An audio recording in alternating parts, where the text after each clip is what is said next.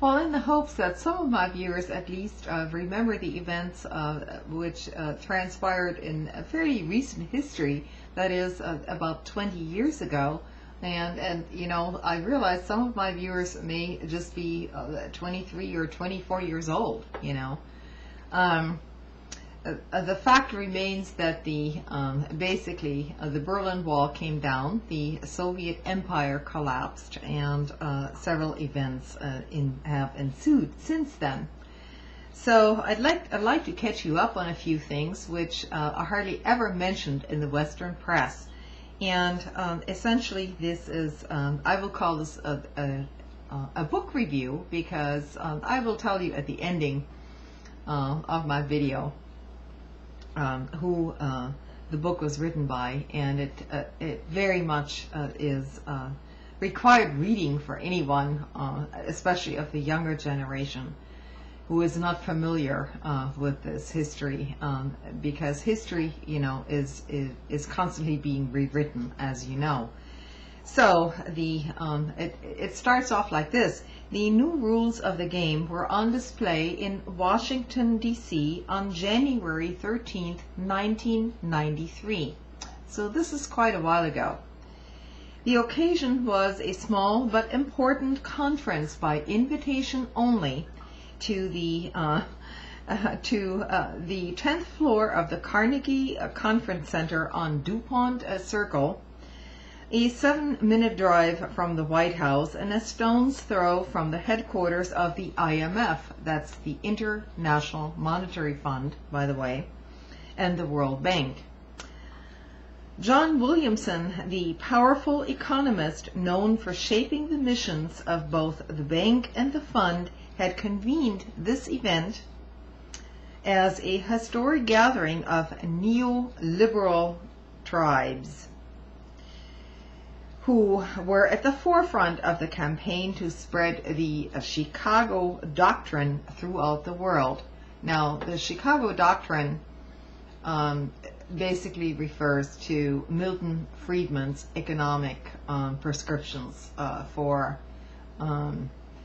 the free market, or what we call the free market today, which actually isn't free, but you know, you'll find that out pretty soon.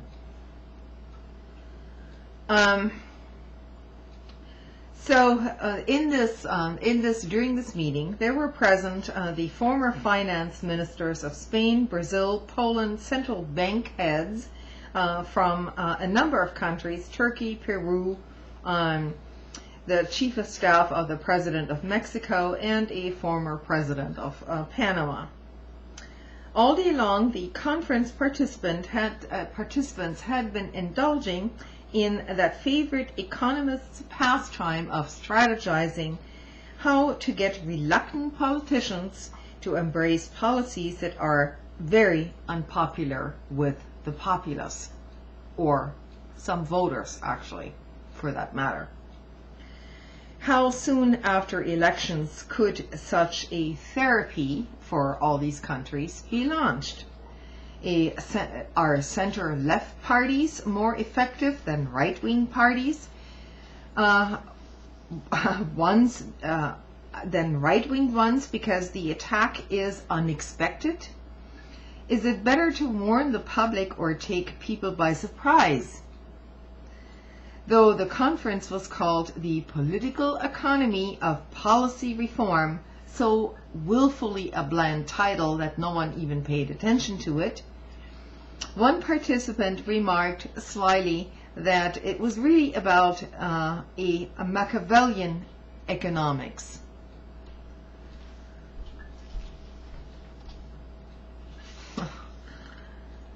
So it was left to John Williams, head of the IMF, the host of the conference, to steer this discussion, once some people actually objected to some of the speeches, back to very pragmatic priorities.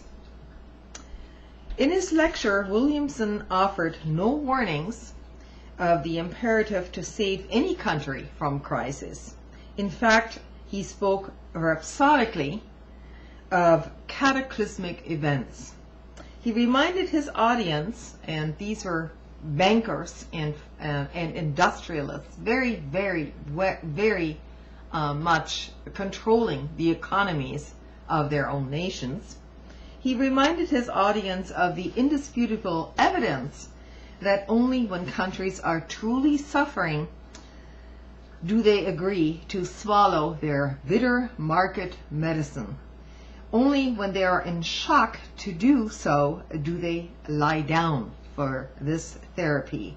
The worst of times give rise to the best of opportunities for those who understand the need for fundamental economic reform.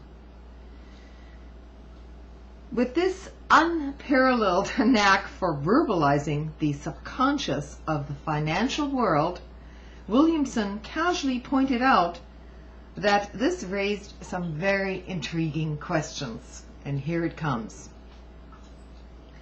One will have to ask whether it could be conceivable to make sense to think of deliberately provoking a crisis so as to remove the political logjam to reform.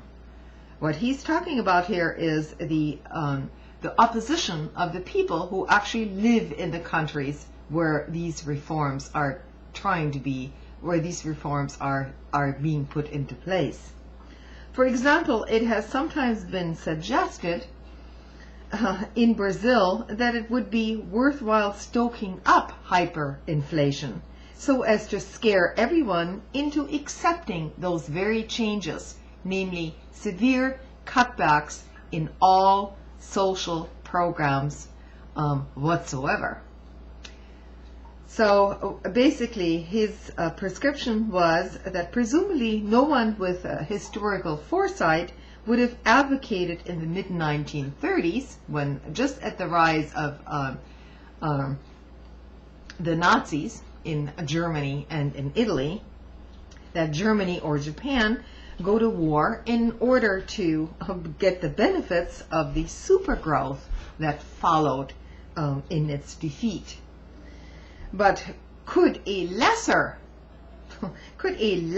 crisis have served the same function? So you see what he's saying here essentially is that I can't even articulate this, but he's actually in support of corporate fascism.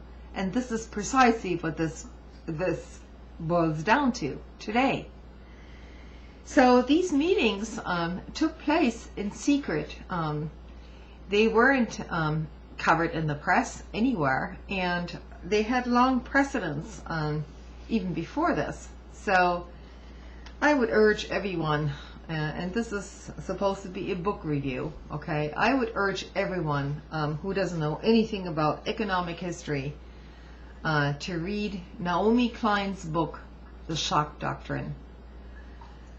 You know, I thought up until now that I knew quite a few things about foreign policy and economic issues as it pertains to certain societies and countries. But this is, I would consider this probably one of the essential books to read within the next decade, because the implications are so large and so far-reaching that I don't think many people saw this coming. But economics is, even though some people say, you know, it's very, very boring, well, it's only boring to those of us who are ignorant of what is actually going on.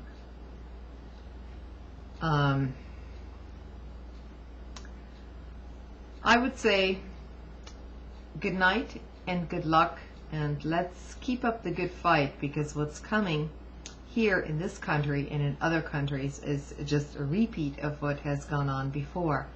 And I will leave it up to you after you read this book to tell me what you think about it. The implications are enormous. Thanks for listening. And this isn't even a political video. It goes way beyond this. Good night.